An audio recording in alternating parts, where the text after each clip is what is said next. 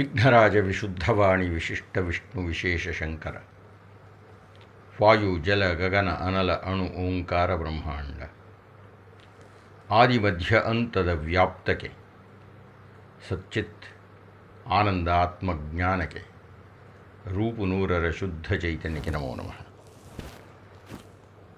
ಮಹಾಭಾರತದ ಆತ್ಮೀಯ ಪ್ರೇಕ್ಷಕರೇ, ವೀಕ್ಷಕರೇ, ಆಸಕ್ತರೇ, ವಿಮರ್ಶಕರೇ, ಕುತೂಹಲಿಗಳೇ, ಅರ್ಜುನ, ಬ್ರಾಹ್ಮಣ ವೇಷದ ಅರ್ಜುನ ಮತ್ಸ್ಯಯಂತ್ರವನ್ನು ಹೊಡೆದು ಉರುಳಿಸಿಬಿಟ್ಟಿದ್ದಾನೆ. ಎಲ್ಲರೂ ಸೋತು ಹೋಗಿದ್ದರು, ಯಾರ ಕೈಲೂ ಸಾಧ್ಯ ಆಗಿರಲಿಲ್ಲ. ಅರ್ಜುನ ಯಾವಾಗ ಮತ್ಸ್ಯಯಂತ್ರವನ್ನು ಹೊಡೆದು ಬಿಟ್ಟನೋ, ದ್ರೌಪದಿ ಬಂದು ಮಾಲೆಯನ್ನು ತೊಡಿಸಿಬಿಟ್ಟಳು. ದ್ರೌಪದಿಯ ಕೈ ಹಿಡಿದುಕೊಂಡು ಅರ್ಜುನ ಹೊರಟ.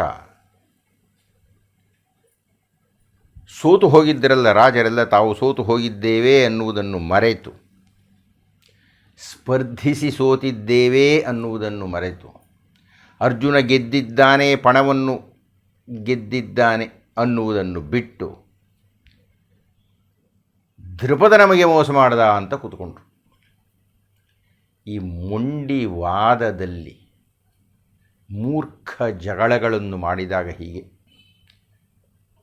ವಿವೇಕಶೂನ್ಯರಾಗಿ ತರ್ಕಬದ್ಧವಾಗಿ ಯೋಚನೆ ಮಾಡುವುದಿಲ್ಲ. ತಾವು ಬಂದಿದ್ದು ಪಣವನ್ನು ಗೆದ್ದು ಕನ್ಯೆಯ ಕೈ ಹಿಡಿಯಲಿಕ್ಕೆ, ಇಲ್ಲ ಅದರೊಳಗೆ ಸೋತಿದ್ದೇವೆ, ವಾಪಸ್ ಹೋಗಬೇಕಪ್ಪ ಬಾಲ ಮುದುರ್ಕೊಂಡು ಅಂತ ಇಲ್ಲ. ಎಲ್ಲರೂ ಒಂದಾಗಿ ನಮಗೆ ದ್ರುಪದ ಮೋಸ ಮಾಡಿದ್ದಾನೆ, ನಮ್ಮನ್ನು ಕರೆದು ಕ್ಷತ್ರಿಯರಿಗೆ ಅವಮಾನ ಮಾಡಿ, ಯಾವನ ಬ್ರಾಹ್ಮಣ ಕೊಟ್ಟಿದ್ದಾನೆ ರೀ ಮಗಳನ್ನ, ಆದ್ದರಿಂದ ದ್ರುಪದನನ್ನು ದಂಡಿಸಬೇಕು ಅಂತ ತೀರ್ಮಾನ ಮಾಡ್ತಾರೆ. ಪಾಪ ಅವನೆಲ್ಲಿ ಮೋಸ ಮಾಡದ, ಇವರು ದುರ್ಬಲರಾಗಿದ್ದರು ಮತ್ಸ್ಯಯಂತ್ರದ ಮುಂದೆ. ಇಲ್ಲ, ಆ ತರ್ಕಕ್ಕೆ ಜಾಗವಿಲ್ಲ. ಎಲ್ಲರೂ ದ್ರುಪದನ ಮೇಲೆ ನುಗ್ಗಿ ಬಂದರು. ದ್ರುಪದ ಬ್ರಾಹ್ಮಣರ ರಕ್ಷೆಯನ್ನು ಕೇಳಿ ನಿಂತು. ಆಗ ಅರ್ಜುನ ಬಂದ, ನಮ್ಮ ಮಾವನ ಜೊತೆಗೇನ್ರಿ ಯುದ್ಧ ಮಾಡೋದು, ಮೊದಲು ನನ್ನ ಜೊತೆಗೆ ಯುದ್ಧ ಮಾಡಿ ಗೆಲ್ಲಿ, ಆನಂತರ ಮಾವ. ಅವನ ಜೊತೆಗೆ ಭೀಮನು ಮರದ ಕೊಂಬೆಯನ್ನು ಮುರಿದು ತಂದು ಯುದ್ಧಕ್ಕೆ ನಿಂತು. ಮತ್ಸ್ಯಯಂತ್ರ ಭೇದನಕ್ಕಾಗಿ ಇದ್ದ ಬಿಲ್ಲು ಬಾಣಗಳನ್ನೇ ತೆಗೆದುಕೊಂಡು ಅರ್ಜುನ ಯುದ್ಧ ಮಾಡಿದ್ದಾನೆ. ಎಲ್ಲರ ಪ್ರತಿನಿಧಿಯಾಗಿ ಬಹುಶಃ ಕರ್ಣನೊಬ್ಬನನ್ನು ಬಿಟ್ಟಿದ್ದಾರೆ ಅಂತ ಕಾಣುತ್ತೆ. ಯಾರ್ಯಾರೋ ಯುದ್ಧ ಮಾಡಿದರೆ ಯಾರ ಕೈಲೂ ಆಗಲಿಲ್ಲ. ಕರ್ಣಾರ್ಜುನರ ಯುದ್ಧ ಇತ್ತ ಆಗ್ತಾ ಇದೆ, ಭೀಮ ಶಲ್ಯರ ಯುದ್ಧ ಅತ್ತ ಆಗ್ತಾ ಇದೆ. ಶಲ್ಯ ಸೋತು ಹೋದ ಅನ್ನುವಲ್ಲಿಗೆ ನಾವು ನಮ್ಮ ಹಿಂದಿನ ಉಪನ್ಯಾಸವನ್ನು ನಿಲ್ಲಿಸಿದ್ದೆವು. ಹಿಂದಿನ ಉಪನ್ಯಾಸವನ್ನು ಆರಂಭ ಮಾಡೋಣವೇ. ನಮಿಸಿ ನಾರಾಯಣನ ನರನ ಪುರುಷೋತ್ತಮನ ವ್ಯಾಸ ವಾಗ್ದೇವಿಯರ ಬಳಿಕ ಬೇಳ್ವುದು ಜಯವಾ. ಅರ್ಜುನ 100 ಬಾಣಗಳನ್ನು ಬಿಟ್ಟು ಕರ್ಣನ ಮೈಯನ್ನು ಕೊರೆದು ಬಿಟ್ಟಿದ್ದಾನೆ. ಕರ್ಣನ ಮೈ ಬಾಣಗಳಿಂದ ಮುಚ್ಚಿಕೊಂಡು ಬಿಟ್ಟಿತು. ಹಾಗಂತ ಕರ್ಣ ಏನು ಹೆದರಿದ್ನೇ, ಅಂಜಿದನೇ, ಅವನು ಬಾಣ ಪ್ರಯೋಗ ಮಾಡಿದ.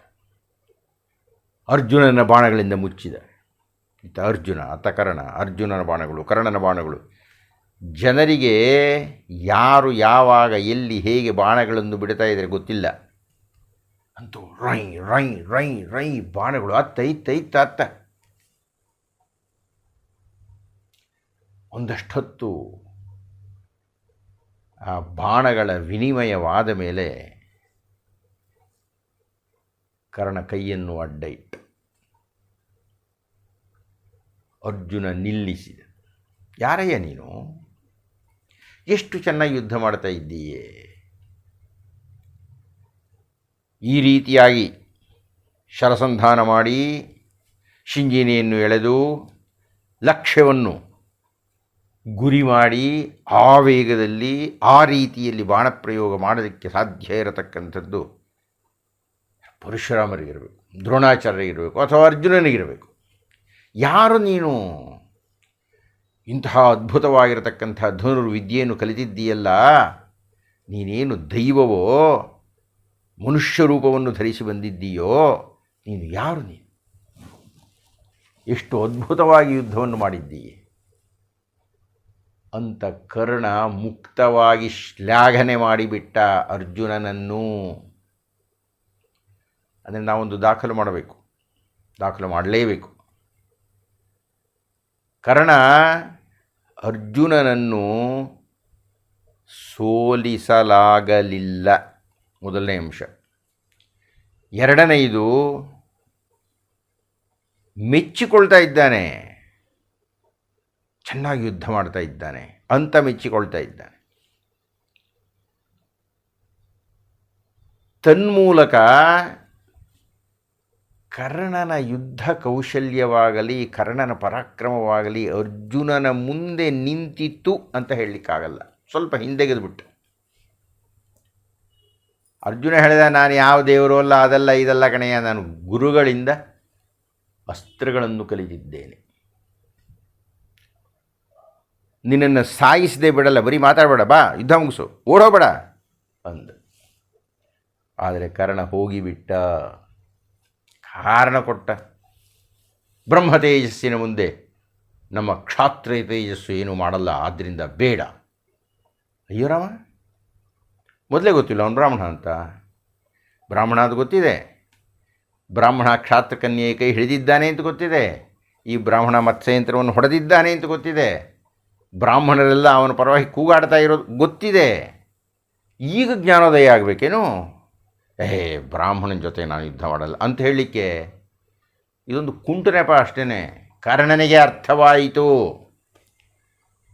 ಎದುರು ಇರತಕ್ಕಂತಹವನನ್ನು ನಾನು ಸೋಲಿಸಲು ಸಾಧ್ಯವಿಲ್ಲ.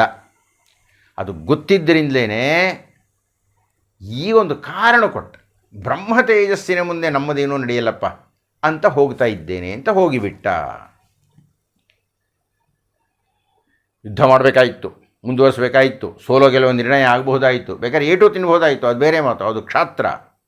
ಇಲ್ಲ, ಕರ್ಣ ಹಿಂಜಿರದು ಬಿಟ್ಟು. ಇದು ಪ್ರತ್ಯಕ್ಷವಾಗಿ ಅಲ್ಲಿ ಬಿಡಿ. ದ್ರುಪದನ ಸಂದರ್ಭದಲ್ಲಿ ಒಂದು ಸಮೂಹ ಇತ್ತು, ಅಲ್ಲೂ ಕರ್ಣಾರ್ಜುನರು ಯುದ್ಧ ಮಾಡಿದರು, ಆದರೆ ಬಹಳಷ್ಟು ಜನ ಇದ್ದರು. ಇಲ್ಲ, ಹಾಗಲ್ಲ. ಕರ್ಣ ಹಾಗೂ ಅರ್ಜುನ, ಅರ್ಜುನ ಹಾಗೂ ಕರ್ಣ ಇಬ್ಬರೇ ಯುದ್ಧ ಮಾಡಿದ್ದಾರೆ. ಕರ್ಣ ಹಿಂಜರಿದು ಹೋಗಿಬಿಟ್ಟ. ಇದು ದಾಖಲು ಮಾಡಿಕೊಳ್ಬೇಕು ನಾವು.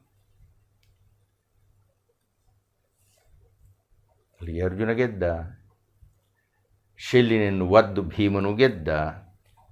ಆ ಇಬ್ಬರು ದ್ರೌಪದಿಯನ್ನು ಕರೆದುಕೊಂಡು ಬಂದರು ಕುಂಬಾರನ ಮನೆಗೆ.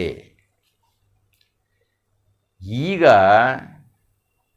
ಬಹಳ ಕಾಲದಿಂದ, ಬಹಳ ವರ್ಷಗಳಿಂದ ಚರ್ಚೆ ಆಗ್ತಾ ಇರತಕ್ಕಂಥ ಒಂದು ವಿಷಯ. ನೋಡೋಣ ಆ ಧರ್ಮ ಜಿಜ್ಞಾಸೆಯನ್ನು ನಾವು ಹೇಗೆ ಚಿಂತನೆ ಮಾಡ್ತೀವಿ ಅನ್ನೋದನ್ನು. ಕುಂತಿ ಕಾಯ್ತಾ ಇದ್ದಾಳೆ,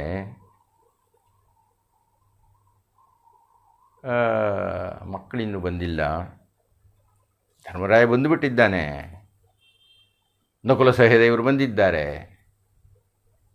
ಬಹಳ ದೊಡ್ಡ ಅಣ್ಣ ಇವನು, ತುಂಬ ಪ್ರೀತಿಪಾತ್ರನಾದ ಅಣ್ಣ, ಕ್ಷಾತ್ರಭ್ರಾತೃ ಅವನು. ತಮ್ಮ ಯುದ್ಧ ಮಧ್ಯದಲ್ಲಿ ಸಿಕ್ಕಿ ಹಾಕಿಕೊಂಡಿದ್ದಾಗ ನಮಗೆ ಯಾಕಿದ್ದೀತಪ್ಪ, ಇದೆಲ್ಲ ಬೇಕಾಗಿಲ್ಲ ಅಂತ ಹೇಳಿ ತಮ್ಮಂದನ್ನು ಕರ್ಕೊಂಡು ಜಾರಿಕೊಂಡು ಬಂದು ಬಿಟ್ಟಿದ್ದಾನೆ ಧರ್ಮರಾಯ ಮನೆಗೆ. ಇಲ್ಲಿ ಅರ್ಜುನ ಭೀಮರು ಬರ್ತಾರಮ್ಮ, ಸಂಧಿಧಾನ ಬರ್ತಾರೆ. ಕೊಂಚ ಹೊತ್ತಾದ ಮೇಲೆ ಭೀಮಾರ್ಜುನರು ದ್ರೌಪದಿಯನ್ನು ಕರೆದುಕೊಂಡು ಬಂದರು. ಕುಂತಿ ಕಾಯ್ತಾ ಇದ್ದಾಳೆ. ಅವ್ರು ಹೇಳಿದರು, ಇವತ್ತಿನ ಭಿಕ್ಷೆ ಇದಮ್ಮ ಅಂತ ಹೇಳಿದರು. ತಕ್ಷಣ ಕುಂತಿ ಹೇಳಿದಳಂತೆ, 5 ಜನನೂ ಹಂಚಿಕೊಳ್ಳಿ ಅಂತ. ಆಮೇಲೆ ನೋಡಿದರೆ ಆ ಭಿಕ್ಷೆ ಕನ್ಯಾಭಿಕ್ಷೆಯಾಗಿ ಬಿಟ್ಟಿದೆ. ದ್ರೌಪದಿ ನಿಂತಿದ್ದಾಳೆ, ಕುಂತಿಗೆ ಮಹಾ ಕಷ್ಟಕ್ಕೆ ಬಂದ್ಬಿಡ್ತು. 5 ಜನವೂ ಹಂಚಿಕೊಳ್ಳಿ ಅಂತ ಹೇಳಿಬಿಟ್ಟಿದ್ದೀನಲ್ಲಪ್ಪ, ಹೇಗೆ ಈಗ ನನ್ನ ಮಾತು ಸುಳ್ಳಾಗಿ ಹೋಗ್ಬಿಡುತ್ತಲ್ಲ. ಅವಳ ಕೈ ಹಿಡಿದುಕೊಂಡು ಧರ್ಮರಾಯನ ಹತ್ತಿರಕ್ಕೆ ಕರೆದುಕೊಂಡು ಬಂದಳು. ಧರ್ಮರಾಯನಿಗೆ ಕೇಳಿದಳು, ನೋಡಪ್ಪ, ನೀನು ಧರ್ಮರಾಯ, ನೀನು ಧರ್ಮಜ್ಞ, ನೀನು ಧಾರ್ಮಿಕವಾಗಿ ಮಾತನಾಡ್ತೀಯೆ. ನನ್ನ ಬಾಯಿನಿಂದ ಬಂತು, ಪ್ರಮಾದವಶಾತ್ ಬಂತು.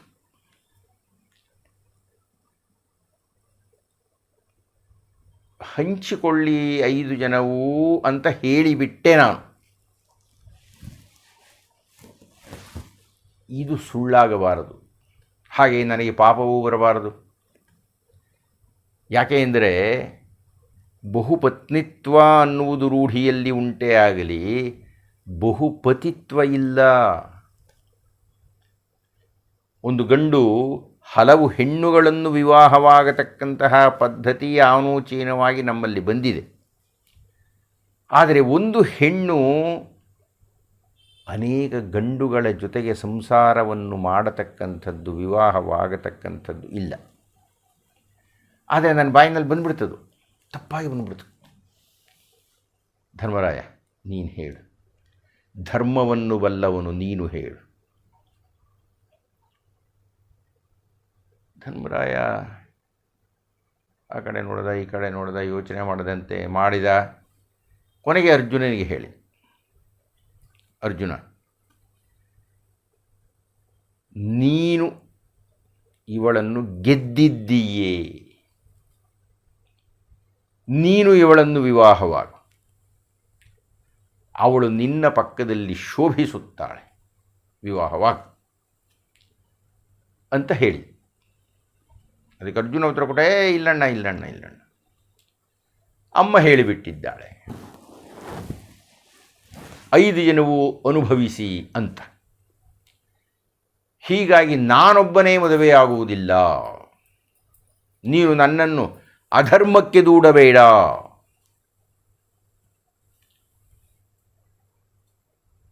ಕೊಂಚ ಹೊತ್ತು ಬಿಟ್ಟು ಅರ್ಜುನ ಹೇಳ್ತಾನೆ, ಇದನ್ನು ನಾವು ಬಹಳ ಗಮನ ಇಟ್ಟು ನೋಡಬೇಕು, ಈ ಸಂಭಾಷಣೆಯನ್ನೆಲ್ಲ. ಅರ್ಜುನ ಹೇಳಿದ, ನೋಡಣ್ಣ, ಈಕೆ ಹಾಗೂ ನಾವು 4 ತಮ್ಮಂದಿರು ನಿನ್ನ ಆದೇಶದಂತೆ ನಡೆಯುತ್ತೇವೆ. ನೀನು ಯಾವುದು ಸರಿಯೋ, ಯಾವುದು ಧರ್ಮವೋ, ಯಾವುದು ನ್ಯಾಯವೋ, ಯಾವುದು ಯುಕ್ತವೋ, ಯಾವುದು ಸತ್ಯವೋ, ಯಾವುದು ಸರಿ ಅಂತ ನಿನಗೆ ಅನ್ನಿಸಿದೆಯೋ ಹಾಗೆ ಹೇಳು. ನೀನು ಹೇಳಿದಂತೆ ನಾವು ನಡೆಯುತ್ತೇವೆ ಅಂತ ಅರ್ಜುನ ಹೇಳಿ. ಧರ್ಮರಾಯ ತಮ್ಮಂದಿರನ್ನೆಲ್ಲ ಒಂದು ಸಲ ನೋಡ್ತಾನೆ. ತಮ್ಮಂದಿರು ಎಲ್ಲರೂ ದ್ರೌಪದಿಯನ್ನು ತಿನ್ನುವಂತೆ ನೋಡುತ್ತಿದ್ದಾರೆ. ಅವಳಷ್ಟು ಸುಂದರಿ, ಮಹಾಸುಂದರಿ, ಆಗಿನ ಕಾಲದ ಅತ್ಯಪೂರ್ವವಾದ ಮಹಾಸುಂದರಿ.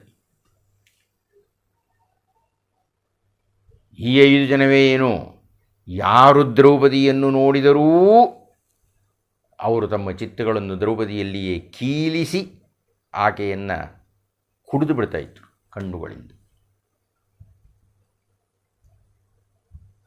ಆಕೆಯ ಕಟಾಕ್ಷ ವೀಕ್ಷಣೆಯಾದರೆ ಕಾಮನ ಬಾಣಗಳು ದೇಹವನ್ನು ಕೊರೆಯದೇ ಹೃದಯಕ್ಕೆ ಹೋಗಿ ಸೇರಿ ಬಿಳಿಯದಾದ ಹೃದಯವನ್ನು ಕೆಂಪು ಮಾಡಿಬಿಡುತ್ತಿತ್ತು ಅಂತ ವ್ಯಾಸ ಮಹರ್ಷಿಗಳು ಬರೀತಾರೆ. 5 ಅನಿರ್ವಚನೀಯವಾದ ಪ್ರೇಮ ಭಾವ ದ್ರೌಪದಿಯ ವಿಷಯದಲ್ಲಿ ಬಂದುಬಿಡ್ತು. ಅರ್ಜುನ ಹೇಳಿರೋದು ಆ ವಾಕ್ಯಗಳು ಜ್ಞಾಪಕ ಇರಲಿ. ನಾವು 5 ತಮ್ಮಂದಿರ 4 ಜನ ಹಾಗೂ ದ್ರೌಪದಿ, ಅಣ್ಣ ನೀನು ಹೇಳಿದಂತೆ ಕೇಳುತ್ತೇವೆ, ನಿನಗೆ ಯಾವುದು ಧರ್ಮವೋ ಸರಿಯೋ ಸತ್ಯವೋ ಅದನ್ನು ಹೇಳು, ಹಾಗೆ ಮಾಡುತ್ತೇವೆ ಅಂತ ಅರ್ಜುನ ಹೇಳಿದ್ದಾನೆ. ಈಗ ಧರ್ಮರಾಯ ಯೋಚನೆ ಮಾಡ್ತಾ ಇದ್ದಾನೆ.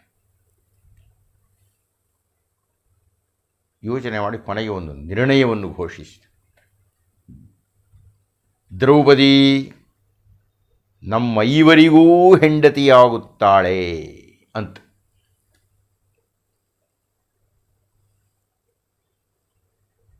ಈ ಘಟ್ಟದಲ್ಲಿ ಕೊಂಚ ಕಾಲ ನಿಂತು ಇದನ್ನು ಚರ್ಚೆ ಮಾಡೋಣ. ಕಥೆ ಮುಂದುವರಿಯುತ್ತೆ, ಅದನ್ನು ನಾನು ಮಾತಾಡ್ತೀನಿ. ಆದರೆ ಈ ಕ್ಷಣದಲ್ಲಿ ಧರ್ಮರಾಯನ ಧಾರ್ಮಿಕ ನಿಲುವನ್ನು ಕುರಿತು ಚರ್ಚೆ ಮಾಡಬೇಕು. ಅದು ಹೇಗೆ ಭೀಮಾರ್ಜುನರು ಬಂದು ದ್ರೌಪದಿಯನ್ನು ಭಿಕ್ಷೆ ಅಂತ ಹೇಳಿದರು ಅಂತ ನನಗೆ ಗೊತ್ತಿಲ್ಲ. ಅವಳು ಭಿಕ್ಷೆ ಹೇಳ್ತಾಳೆ ಸ್ವಾಮಿ? ಅರೆ, ಪಣವನ್ನು ಗೆದ್ದಿದ್ದಾರ್ರೀ, ವಿವಾಹ ಮಂಟಪಕ್ಕೆ ಹೋಗಿದ್ದಾರೆ, ದ್ರೌಪದಿ ಪುಷ್ಪಹಾರವನ್ನು ಹಾಕಿದ್ದಾಳೆ.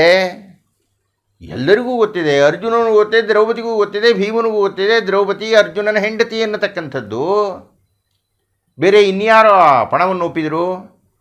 ಇನ್ಯಾರು ಮತ್ಸ್ಯಂತ್ರ ಭೇದನೆ ಮಾಡಿದರು? ಅರ್ಜುನನೇ ತಾನೇ. ಅದು ಹೇಗೆ ಇದನ್ನು ಭಿಕ್ಷೆ ಅಂತ ಹೇಳಿದರು? ಗೊತ್ತಿಲ್ಲ. ಆಯಿತು, ಭಿಕ್ಷೆ ಅಂತ ಹೇಳಿದ ಮೇಲೆ ಕುಂತಿಯೇನು ಕುರುಡಿಯೇ? ಏನು ನೋಡಲಿಲ್ವೇ? ನೋಡಲಿಲ್ಲಪ್ಪ, ಹೇಳಿಬಿಟ್ರು.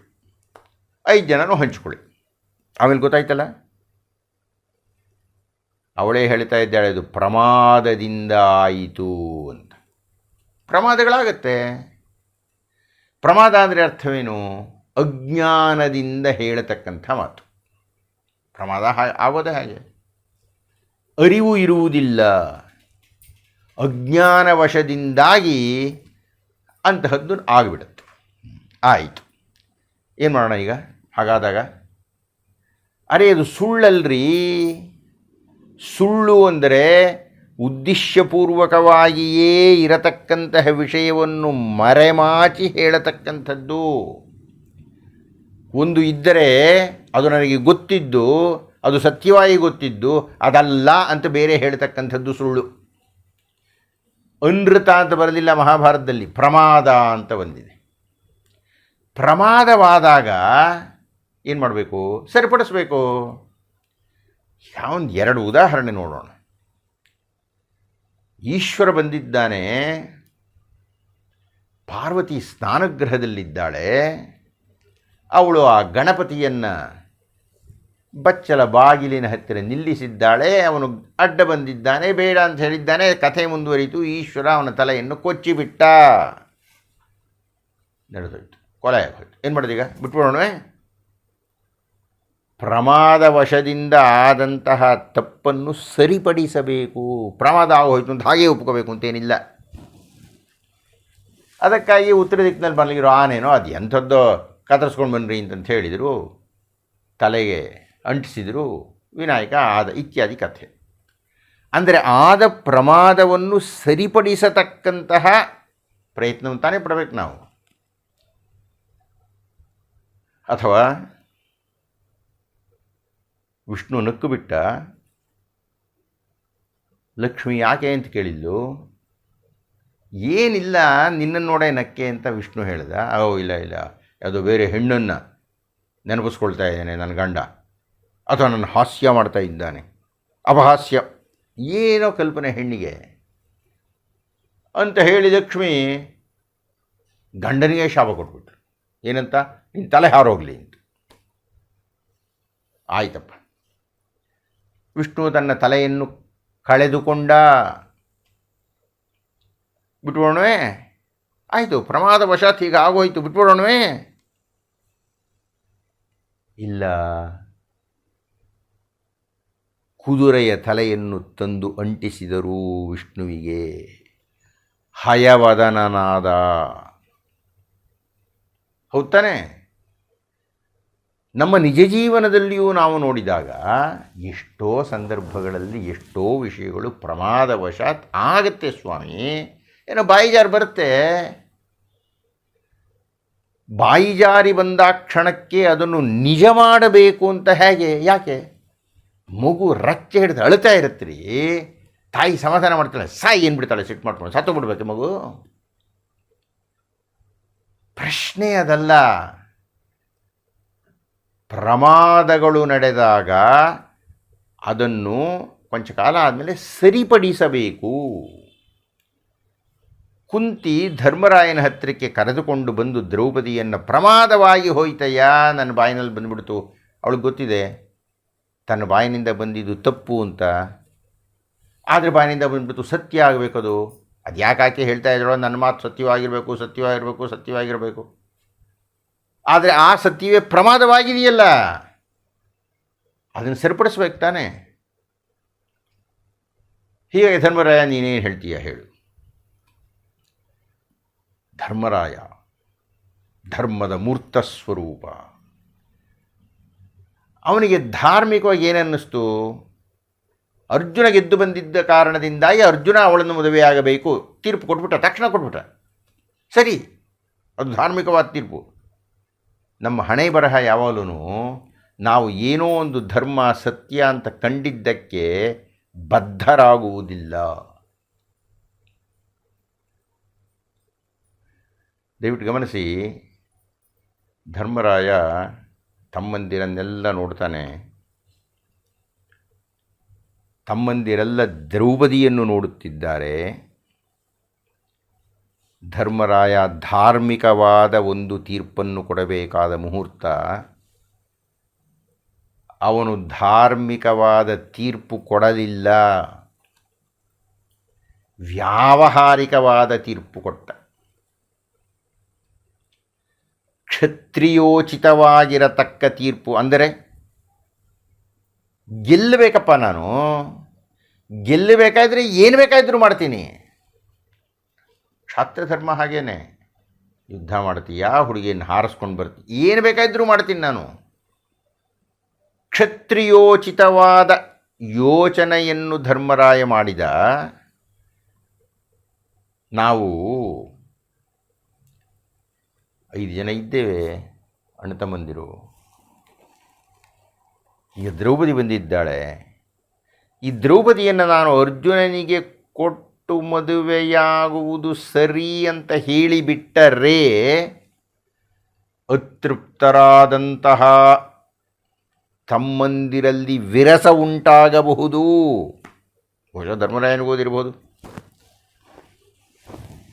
ಯಾಕೆಂದರೆ 5 ಜನರ ಮನಸ್ಸು ವಿಚಲಿತವಾಗಿಬಿಟ್ಟಿದೆ ದ್ರೌಪದಿಯನ್ನು ನೋಡಿ. ಅಣ್ಣ ತಮ್ಮಂದಿರಲ್ಲಿ ಒಡಕು ಉಂಟಾಗಬಾರದು ಅನ್ನತಕ್ಕಂತಹ ಎಚ್ಚರಿಕೆಯಿಂದ ಧರ್ಮರಾಯ ಹೇಳಿಬಿಟ್ಟ, ನಮ್ಮ 5 ಜನಕ್ಕೆ ಇವಳು ಪಟ್ಟಮಹಿಷಿಯಾಗುತ್ತಾಳೆ ಎಂದುಬಿಟ್ಟ. ಧರ್ಮನೇನ್ರಿ ಇದು? ನನಗೆ ಅರ್ಥ ಆಗ್ತಾ ಇಲ್ಲ. ಇನ್ನೂ ಒಂದು ಹಂತದಲ್ಲಿ ಯೋಚನೆ ಮಾಡಬೇಕಾಗಿದ್ದರೆ, ಅಕಸ್ಮಾತ್ ದ್ರೌಪದಿ ಕ್ಷಾತ್ರ ಹಿನ್ನೆಲೆಯಲ್ಲಿ ಹೆಂಡತಿಯಾಗಬಹುದಾದರೆ ಅದು ಕೇವಲ ಅರ್ಜುನನಿಗೆ ಮತ್ತು ಭೀಮನಿಗೆ ಮಾತ್ರವೇ ಆಗಬೇಕು. ಧರ್ಮರಾಯ ದ್ರೌಪದಿಯ ಮೈ ಮುಟ್ಟುವ ಯಾವ ಶಕ್ತಿಯೂ ಇಲ್ಲ, ಅರ್ಹತೆಯೂ ಇಲ್ಲ. ಯಾಕೆ? ಅರ್ಜುನ ಎಲ್ಲರಿಂದಲೂ ಸುತ್ತುವರಿಯಲ್ಪಟ್ಟಿದ್ದಾಗ ಅರ್ಜುನನ ಸಹಾಯಕ್ಕೆ ಹೋಗಿದ್ದು ಭೀಮನೊಬ್ಬನೇ. ಧರ್ಮರಾಯ ಅಣ್ತಮ್ಮಂದ್ರೆ ಕರ್ಕೊಂಡು ಬಂದ್ಬಿಟ್ಟ. ನಿನ್ನ ಹಣೆ ಬರ, ನೀನೇನಾದ್ರು ಮಾಡ್ಕೊಂಡ್ಬಿಟ್ಟು. ತಮ್ಮನನ್ನು ಯುದ್ಧ ಮಧ್ಯದಲ್ಲಿ ಕೈಬಿಟ್ಟು ಬಂದ ಧರ್ಮರಾಯ ದ್ರೌಪದಿಯನ್ನು ಗೆದ್ದ ಸಂದರ್ಭದಲ್ಲಿ ತಮ್ಮ ಹಾಗೂ ತಮ್ಮನ ಹೆಂಡತಿಯ ನೆರವಿಗೆ ಹೋಗದ ಧರ್ಮರಾಯ ಅದು ಹೇಗ್ರಿ ಇವಾಗ ಹೇಳ್ತಾನೆ ಆ ದ್ರೌಪದಿ ನನ್ನ ಹೆಂಡತಿಯೂ ಆಗಬೇಕು ಅಂತ? ಯಾವ ಅರ್ಹತೆ ಇದೆ ಧರ್ಮರಾಯನಿಗೆ? ನನಗೆ ಗೊತ್ತಾಗ್ತಾ ಇಲ್ಲ. ಅಂತೂ ಧರ್ಮರಾಯ ತೀರ್ಪು ಕೊಟ್ಟು ಬಿಟ್ಟ.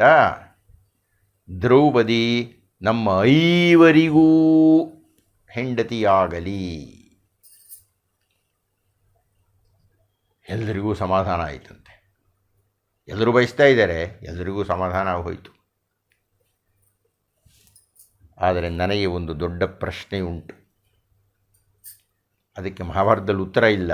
ಆ ಪ್ರಶ್ನೆಯಾಗಿಯೇ ಇರುತ್ತೆ.